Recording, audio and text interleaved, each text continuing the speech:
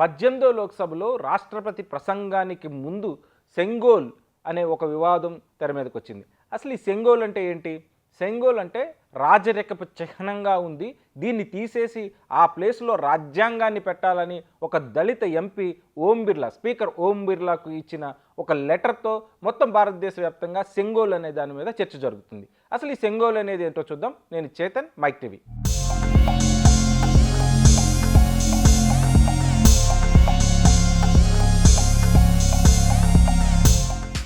ఉత్తరప్రదేశ్ నుంచి గెలిచిన ఒక దళిత ఎంపీ, మొదటిసారి గెలిచిన ఒక దళిత ఎంపీ ఆర్కే చౌదరి అనే ఆయన ఓం బిర్లాకి, స్పీకర్ ఓం బిర్లాకి ఒక లెటర్ ఇచ్చినప్పుడు ఆ లెటర్లో ఏముంది అంటే సెంగోల్ అనే దాన్ని తీసేసి ఆ ప్లేస్లో రాజ్యాంగాన్ని పెట్టండి.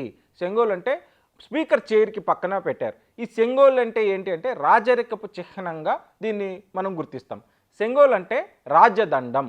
రాజదండం అంటే ఒక సింబల్, అంటే పవర్ ట్రాన్స్ఫర్కి ఒక రాజు నుంచి ఇంకొక రాజుకి పవర్ ట్రాన్స్ఫర్ అవ్వడానికి సింబల్గా చోళులు వాడిన ఒక సింబాలిక్ రిప్రజెంటేషన్ని, అంటే పవర్ ట్రాన్స్ఫర్ అయ్యేటప్పుడు ఆ రాజదండాన్ని తీసి ఆ రాజుకి ఇస్తారన్నమాట. ఈ విధమైన ఒక చిహ్నానికి, రాచరికపు చిహ్నంగా ఉన్న దీన్ని ఇప్పుడు ప్రజాస్వామ్యంలో అవసరం ఉందా అనే క్వశ్చన్ని రైజ్ చేస్తూ దీన్ని పార్లమెంట్లోంచి తీసేసి ఆ ప్లేస్లో రాజ్యాంగాన్ని పెట్టండి అని ఆర్కే చౌదరి ఎప్పుడైతే ఆయన అభిప్రాయాన్ని చెప్పారో అప్పుడు భారతదేశ వ్యాప్తంగా ఒక చర్చ మొదలైంది. విపక్షాలందరూ కూడా ఈయన్ని సపోర్ట్ చేస్తూ మాట్లాడి, అయితే బీజేపీ దీనికి భిన్నంగా ఒక వాదనని తీసుకొచ్చింది. సెంగోల్ అనేది 1947లో ఆగస్టు 15న బ్రిటిష్ నుంచి భారతీయులకు పవర్ ట్రాన్స్ఫర్ అయ్యేటప్పుడు నెహ్రూకి ఇచ్చిన ఒక రాజదండం ఇది. అంటే పవర్ ట్రాన్స్ఫర్కి గుర్తుగా నెహ్రూ స్వీకరించిన దాన్ని మీరు ఇప్పుడు అభ్యంతరం వ్యక్తం చేయాల్సిన అవసరం ఉందా అనేది ఒక వాదన.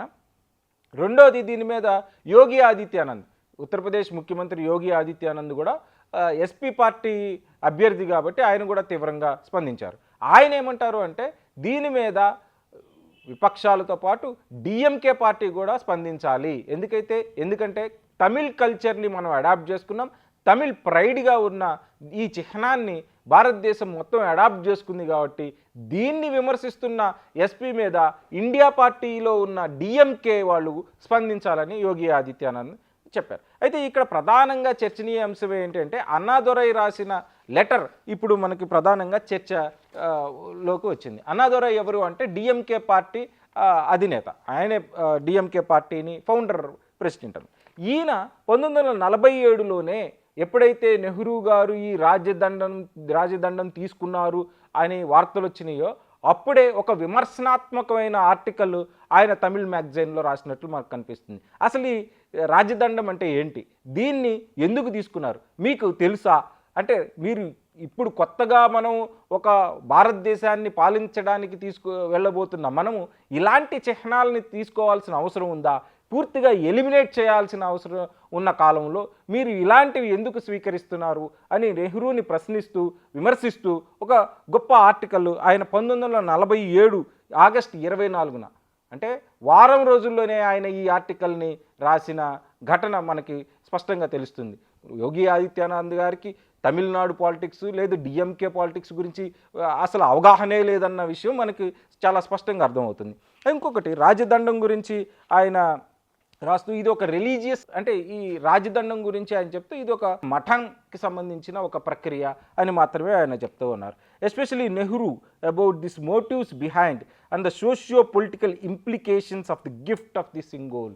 అంటే నువ్వు తీసుకున్న గిఫ్ట్కి నువ్వు సోషియో పొలిటికల్ ఇంప్లికేషన్స్ ఏముంటాయో నీకు తెలుసా మిస్టర్ నెహ్రూ గారు అని ఆ రోజే అన్నాదొరై ప్రశ్నించినట్టు మనకు చాలా స్పష్టంగా అర్థమవుతుంది. Who else could think like this, the Kings holds the Sengol.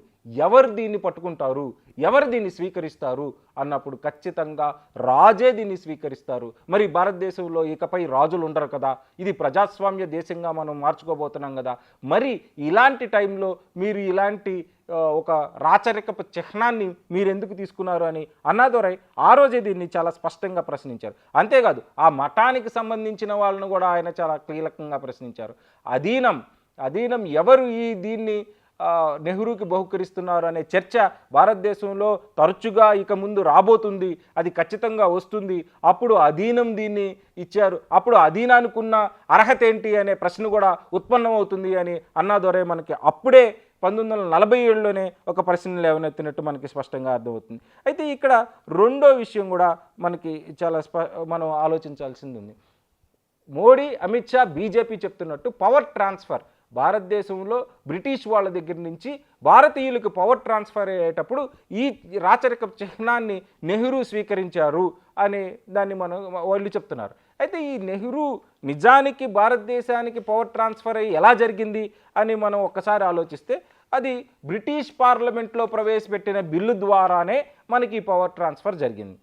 British పార్లమెంట్లో 1947లో జూలై 18, 1947న ఇండియన్ ఇండిపెండెన్స్ బిల్లుని వాళ్ళు ప్రవేశపెట్టినప్పుడు దాన్ని ఆమోదించినప్పుడు మనకి నిజానికి పవర్ ట్రాన్స్ఫర్ అవ్వడానికి సంసిద్ధంగా ఉన్నామని మనకి తేలింది. అప్పుడు కాన్స్టిట్యూంట్ అసెంబ్లీ డిబేట్స్ మనం ఒకసారి అబ్జర్వ్ చేస్తే it should be intimated to the viceroy that the Constituent Assembly of India has assumed the power for the governance of India. అంటే వైస్రాయ్కి ఇంటిమేట్ చేయాల్సిన అవసరం ఉంది. ఏమని?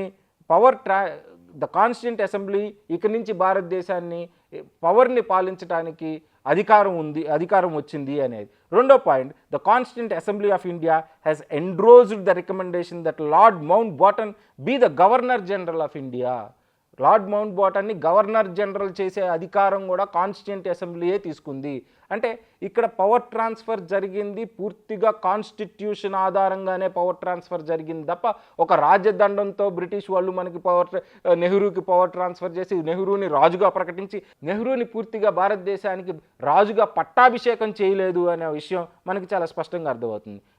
ఎప్పుడైతే పార్లమెంట్లో బిల్లు పాస్ అయిందో అప్పుడు నెహ్రూను మనం మొదటి ఎన్నుకున్న Rajendra Prasad president of India ఇద్దరు కలిసి వెళ్ళి లార్డ్ మౌంట్ బాటన్ని కలిసినట్లు మనకి చాలా స్పష్టంగా అర్థమవుతుంది. అయితే ఈ సింగోల్ అనే దాన్ని నెహ్రూ స్వీకరించడం, బహుకరించడం ఇవన్నీ ఒక రాజకీయ ప్రక్రియగా లేదు, ఒక రిలీజియస్ సెరమోనీగా జరిగి ఉండొచ్చు.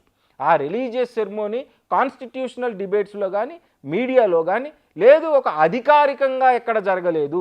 అధికారికంగా మనకి రాజ్యాంగబద్ధంగానే పవర్ ట్రాన్స్ఫర్ అయింది. అక్కడ బిల్లు పెట్టారు, ఇక్కడ మనకి పవర్ ట్రాన్స్ఫర్ అయింది తప్ప రాచరిక వ్యవస్థలో పవర్ ట్రాన్స్ఫర్ కాలేదనేది చాలా క్లియర్గా భారతదేశ చరిత్రను అధ్యయనం చేసినప్పుడు మనకి స్పష్టంగా అర్థమవుతుంది. మరి ఇప్పుడు ఎందుకు ఈ సింగోల్ని తీసుకెళ్ళి పార్లమెంట్లో పెట్టాల్సి వచ్చింది? మీరు ప్రజాస్వామ్య విధంగా ఎన్నికల్లోకి వెళ్ళారు కదా, ప్రజలు మిమ్మల్ని ఎన్నుకున్నారు కదా. ఫెస్టివల్ ఆఫ్ డెమోక్రసీలో అంటే ఎన్నికల విధానంలో మీరు టెంపుల్ ఆఫ్ డెమోక్రసీలో కూర్చున్నారు కదా. మనం పార్లమెంట్ని టెంపుల్ ఆఫ్ డెమోక్రసీ అని పిలుచుకుంటున్నాం కదా.